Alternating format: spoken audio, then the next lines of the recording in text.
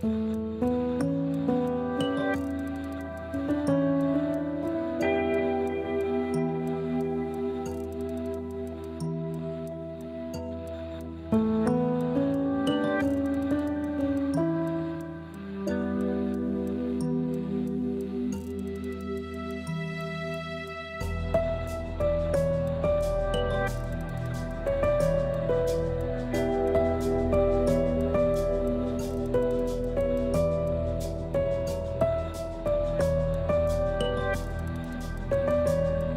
think you're going to find there's nothing there. I have no regrets. I'm following what the lawyers have told me they want me to do. It's exactly what we're doing. There's no there.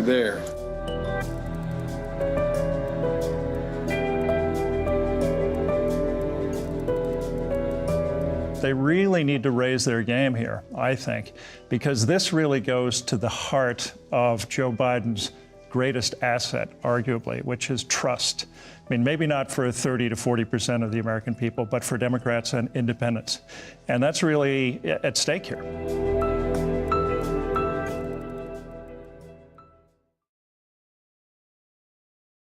Hello, and welcome to Washington Post Live. I'm Yasmeen Abutaleb, a White House reporter here at the Post. Today, my guest is Chris Whipple, a documentary filmmaker and author. He's out with a new book called The Fight of His Life, Inside Joe Biden's White House. Chris, welcome to Washington Post Live. Great to be with you. Thanks so much for joining us today. So I just want to start by what prompted you to write this book now. You chronicled the first 2 years of the Biden administration, where they, of course, sort of careened from crisis to crisis from the moment they took office. What made you decide to write the book at this point in Biden's presidency, as opposed to at the end of his first term, or perhaps the end of a second term if he wins one? Probably just because I always do things the hard way. Trying to write a book on the first 2 years of a presidency in progress is a little bit like designing an airplane in mid-flight. You're getting buffeted by a COVID variant coming from one place, and then an unexpected invasion of Ukraine. You don't know where you're going to land, and you just hope you can do it safely. But look, I think the answer to that question is, how could I not write this book? Joe Biden and his team came into office facing the most daunting challenges since FDR's time, a once-in-a-century pandemic, a crippled economy, racial injustice, the aftermath of a bloody attempted insurrection, and all that before a Russian tyrant invaded a democracy in the heart of Europe. So how could anybody with a political or storytelling bone in his body not want to write that story, especially if you could tell it from the inside, talking to almost all of Biden's inner circle, which luckily I was able to do.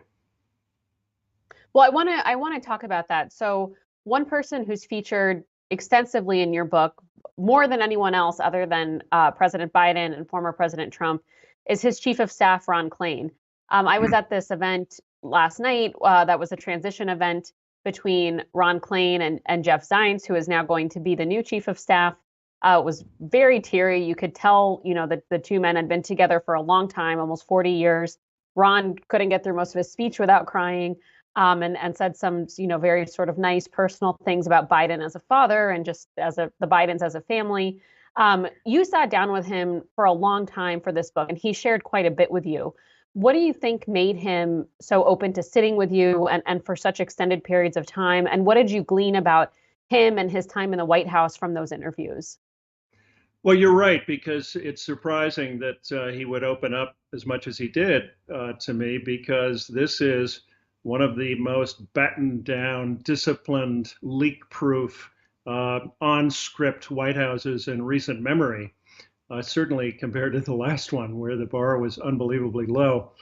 But I was able to do it, and I think partly because I think my reputation preceded me in the form of The Gatekeepers, my book on the White House Chiefs of Staff. I know that Ron Klain felt that was a really fair account. I mean, it was nonpartisan. It was right down the middle, and I think I had a reputation for fairness. So when the chief of staff opens the door a little bit, then other doors start to open. But I have to say it was a battle for every interview, on a daily basis for 2 years. So feels all the more rewarding to have come out of it with some real inside stories. The relationship between Ron Klain and Joe Biden is just phenomenal. I mean, you think about it, 36 years of working together. I can't think of any parallel for that.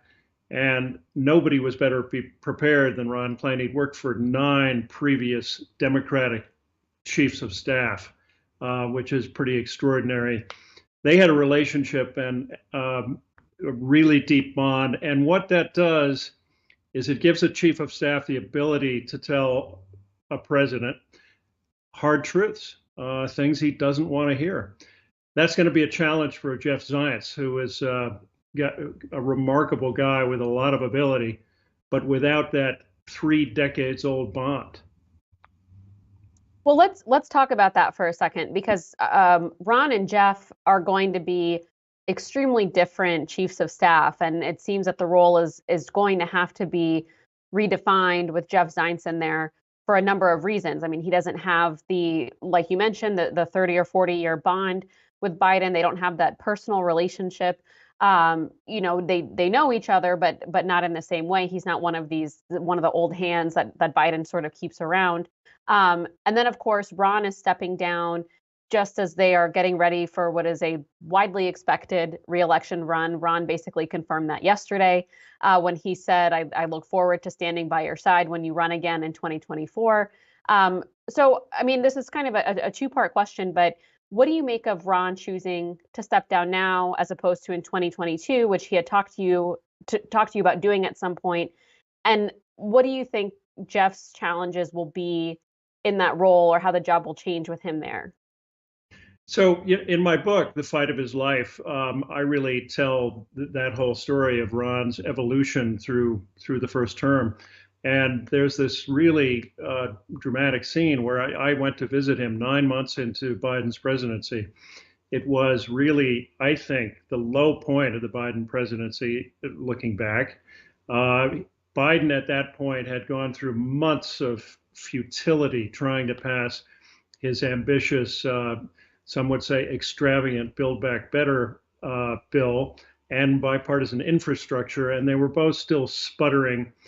Biden went off to Europe to the climate conference in Glasgow, empty-handed.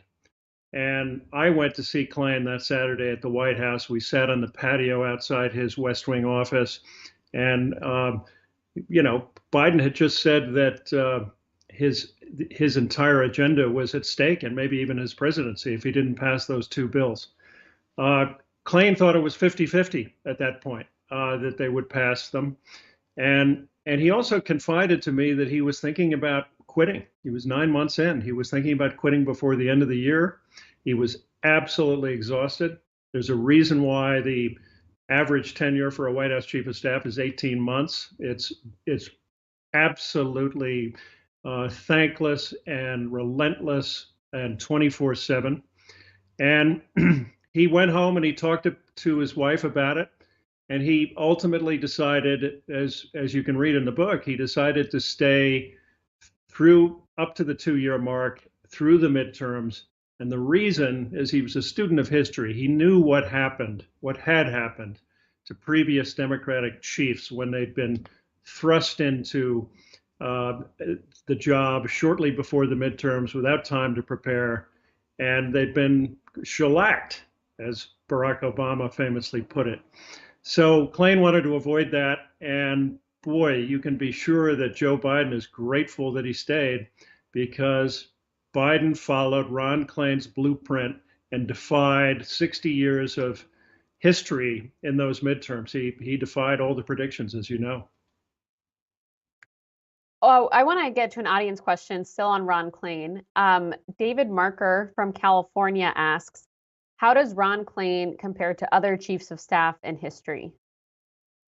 I really have to say that, having written a book on the White House chiefs of staff some years ago and having gotten to know all of them, that Klain really belongs in the elite group of White House chiefs, the great ones. James A. Baker III under Ronald Reagan, Leon Panetta under Bill Clinton. There would have been no Reagan Revolution without James Baker.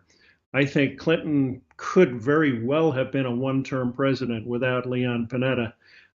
Those guys have almost a unique skill set.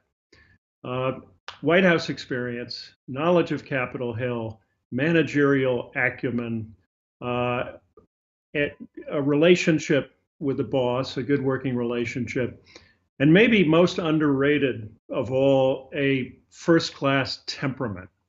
Klain has that. Baker and Panetta had it. And fortunately for Joe Biden, I think Jeff Zients has it. You know, he's a guy who's pretty ego-free, much like Klain in that respect. So, but Ron Klain belongs on the short list of great White House chiefs.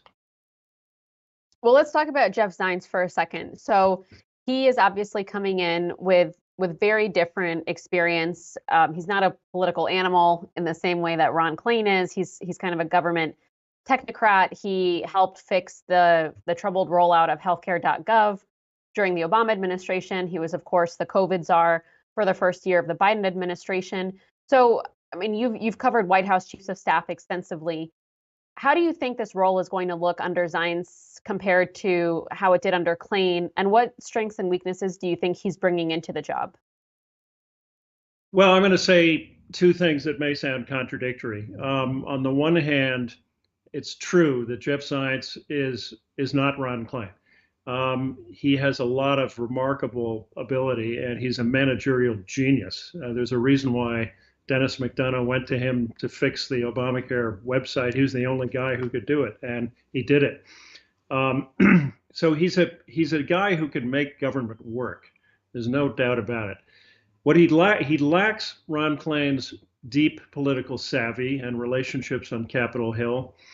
And he also, of course, can't match Klain's 3 decades long bond with the boss.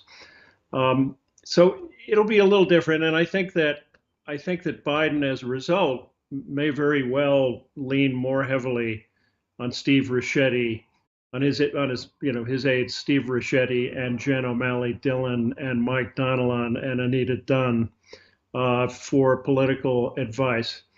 But having said that, here's the contradictory thing, or what may sound it. It would be a real mistake to change the model because every president learns, often the hard way, that you cannot govern effectively without empowering a White House chief as first among equals to execute your agenda and, most importantly, tell you what you don't want to hear. And I think Jeff Zients would be wise to resist any effort to diminish his authority in any way. You've got to have it to be an effective White House chief of staff.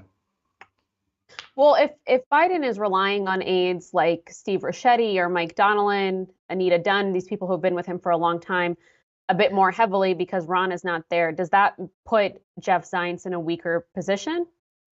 It could. I'm just saying that Zients has to make sure that he's the gatekeeper, that he's the one who is, as I say, first among equals. Joe Biden has always relied on this inner circle, and as you know, there are a number of them. And for the first 2 years, it was a little bit like like Reagan's troika. Famously, James A. Baker III, Ed Meese, and Michael Deaver. Except it was Ron Klain, Steve Ricchetti, and Mike Donilon. A rough analogy, but Klain was first among equals. He was the Jim Baker in the mix, and I think Zients, if he's wise, he'll make sure that he is. Well, I'm sure we're going to come back to the chiefs of staff, but I want to go to Vice President Kamala Harris for a minute. Your book focuses in part on what Biden really thinks of Harris. The Washington Post this week put out a story about how more than a dozen Democratic leaders in states all over the country are worried about her political prospects and her strengths and weaknesses in the vice presidency, that she wouldn't be strong enough to mount her own presidential campaign on the off chance that Biden decided to step aside. So can you talk a little bit about what you called their complicated relationship? Yeah, it's complicated and it's fascinating, I think. In the beginning, there's no question but that Joe Biden liked having her around. He wanted her in almost every meeting he had, not just the president's daily brief in the morning, but all the other meetings as well. He welcomed her input and often sometimes followed her lead.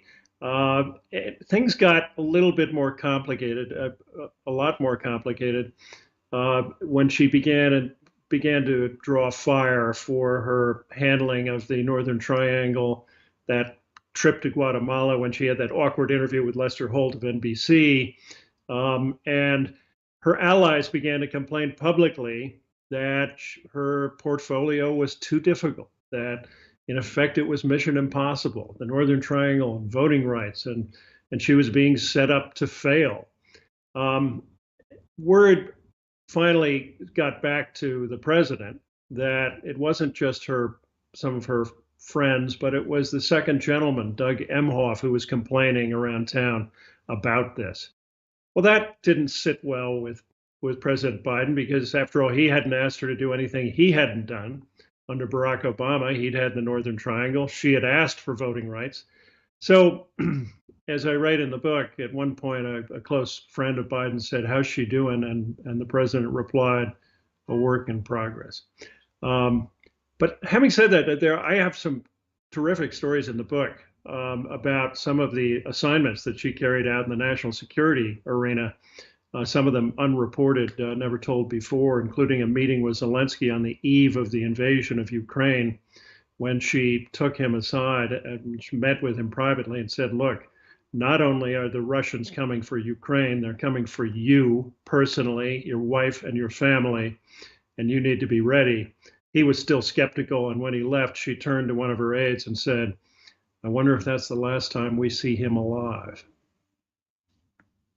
I know when Zelensky was here in December, there were some White House officials, members of Congress, remarking that it was just amazing to see him in Washington alive almost a year after the invasion, when there were all these warnings, like you said and like you outlined in the book, that if he stayed, the Russians would target him and he probably wouldn't live. It shocked everyone, including Bill Burns, the CIA director. I've spent a lot of time talking to Bill Burns about Zelensky and about Ukraine and some of his secret missions in the walk-up to the war.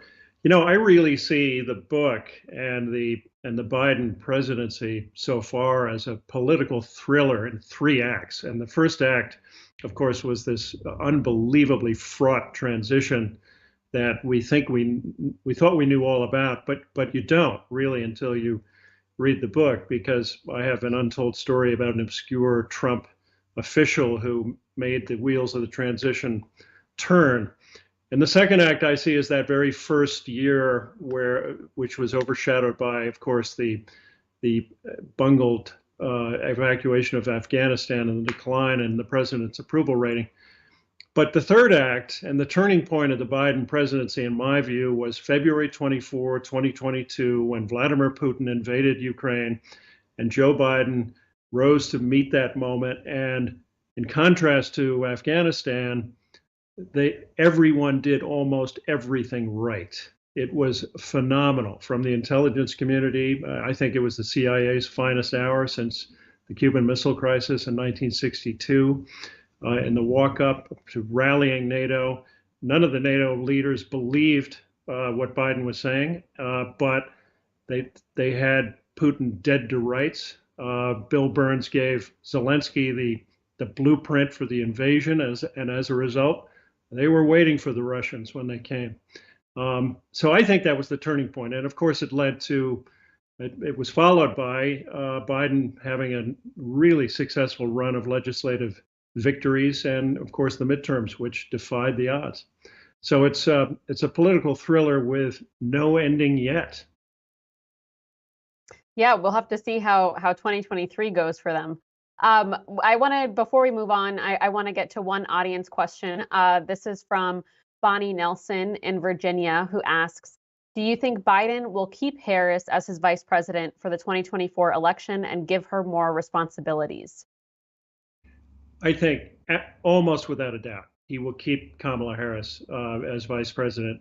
You know, that's a very rare thing in American history for a president to throw his vice president under the bus. The last time it happened was Jerry Ford with Nelson Rockefeller, and prior to that, FDR with Henry Wallace in 1940. So I think there's no chance he's going to dump Kamala Harris, despite all the worries that you mentioned earlier about her potential weakness. So yeah, I think she's certainly been stepping it up to some extent, leading the charge against the Supreme Court's overruling of Roe v. Wade and leading the fight for women's reproductive rights. But I think the mystery about Kamala Harris is still, why isn't she more visible? Why isn't she more prominent? I don't think the White House has been muzzling her. I know Ron Klain talks to her on a regular basis and says, look, you can't score runs from the dugout. You got to get out there and we'll support you. But she's been wary of it for whatever reason. So, I mean, you mentioned in 2022, they had this pretty remarkable stretch, starting with their response to the invasion of Ukraine, and of course, culminating in much better than expected midterm results. 2023 has been off to a little bit of a rocky start. Obviously, there are reports came out and the White House confirmed that classified documents were found at Biden's private office, his think tank in DC, and then another set of them were found at his home in Wilmington. It's been playing out and trickling out. In January, the president said he had no regrets, that the White House did not disclose that those documents had been found right away, which of course they were discovered right before the midterm elections. You've talked about this, but I want to know, I mean, what did you make of Biden's comment that he had no regrets, and how do you think they've handled this issue generally? Well, it's been a surprise the way they've handled this generally, because this doesn't look like a Ron Klain operation, does it? I mean, this is a well-run, disciplined White House that tends not to have these kinds of slip-ups. And to me, it's one of the mysteries of recent history is why Ron Klain didn't have his arms around this problem. And it seems to me that it was the lawyers were in charge of this one, and they were advising Joe Biden in no uncertain terms, do not talk about this or reveal this. Let's just deal with it quietly. And ordinarily in a situation like that, it's the White House chief's job, if he's a good one, to sit down with Bob Bauer, the president's lawyer, and say, hey, look, Bob, this is not going to help us. It's going to be really bad for us if it comes out that we've been sitting on this for 2 months and not being transparent about it. I don't think that happened. I don't think Klain was in the loop here. I could be wrong. And I'll have to ask Ron next time I talk to him. Well, I would love to know the answer to that as well. Do you think, was your sense that the White House, or at least, you know, maybe not the lawyers, but parts of the communication staff, the more political staff, once this all sort of played out and you had this drip, drip, drip of revelations, wish they had handled it differently? Well, yeah, I'm sure they wish that they'd been given a longer leash to be more forthcoming about it. I'm sure Karine the press secretary, really wishes she could have been more transparent and forthcoming, but she couldn't, and it's not her call. So I don't know that she'd have any regrets, or Kate Bedingfield. I mean, it's not their call; it's the president's call. So I'm sure they would have preferred to have more information, but at the end of the day, that's the boss's call. And I mean, do you think this whole issue with the classified documents, which could take a few months to resolve, will impact Biden's chances in re-election at all, or make his run this time around more complicated than it otherwise would have been? Look, I think they have to be careful. I think Jeff Zients has to really keep his eye on it. But having said that, my gut feeling is that we won't be talking about this at all in 2024. This will be behind them, unless there's much more to it than meets the eye. And it really seems to be a case that's not remote, well, only comparable to Trump's in that they were classified documents. But this bears no comparison to the shameless obstruction of the Department of Justice on the part of Trump. And so I don't think it's going to be a big problem unless there's much more to it than meets the eye. Well, we only have a few minutes left, so I of course want to ask you about your book's documentation of the withdrawal from Afghanistan, which I believe you called a whole of government failure. What stuck out to you from that whole episode, and what do you think were some of the root causes of why the pullout was so catastrophic in some ways? What struck me was the extent to which there was so much more drama behind the closed doors than any of us realized at the time, and you can read about it in my book. Tony Blinken, the Secretary of State, told me in no uncertain terms that everything they did was based on a fatally flawed intelligence assessment that the Afghan regime would last for 18 months. This was news to CIA Director Bill Burns when I went and sat down with him at Langley, and we talked about it. And he said, look, we said that if you pulled out two legs of the stool, namely the U.S. military and the American contractors, that was a recipe for everything falling apart very quickly. And Mark Milley gave me yet another assessment saying he thought they had until Thanksgiving. What's clear is that it really was what I call a whole of government failure. Everybody did almost everything wrong, starting with the intelligence assessment of how long the government would last. They had too few troops on the ground to execute that evacuation. There were only 700 at the time, and they simply thought they had more time. But in fairness to Joe Biden and his team, I think the die was cast when Donald Trump had his half-baked negotiation with the Taliban previously and set a deadline of May 1st. Biden moved that deadline, as we know, to August 31st. But the moment Trump set that deadline, the Afghan government knew, they saw the writing on the wall, they knew the Americans were going to hit the road, and guess what? They hit the road first. Well, we've got about 2 minutes left, so I want to ask you one final question. You've said that you think Biden enters his third year with new momentum. Obviously, it's been a very eventful January. We are now at the beginning of a fight over the debt limit, in addition to the classified documents. So, I mean, is that still your assessment 1 month in, or what are you expecting to see or interested to see play out over this year?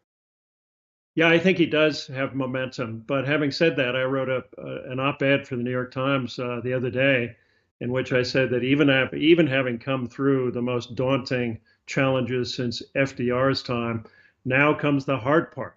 You've got an octogenarian president running in a bruising re-election battle. He may well be up against Donald Trump again. I think everybody underestimates Trump still. I think the Biden White House has their eye on him, however. I think they believe that democracy is on the ballot in 2024. That's just for openers. Biden has to avoid a recession and control inflation. He's got to keep NATO unified against Vladimir Putin. He's got to implement all the legislation of the first 2 years because none of it means anything until the rubber hits the road. He's got to stand up to the staying power of MAGA and Trumpism. That's the one thing that shocked Joe Biden more than anything else during his presidency was the lasting power of Trumpism. He thought it would be in the rearview mirror by now. But as I say, it's very much with us. And he may very well be running against Trump again in 2024. Well, we're unfortunately out of time, so we're going to have to leave it there. But Chris Whipple, thank you so much for joining us today. Great to be with you. I enjoyed it. And thank you for watching. To find out more about our upcoming programs and to register, go to WashingtonPostLive.com. I'm Yasmeen Abutaleb. Thanks again for joining.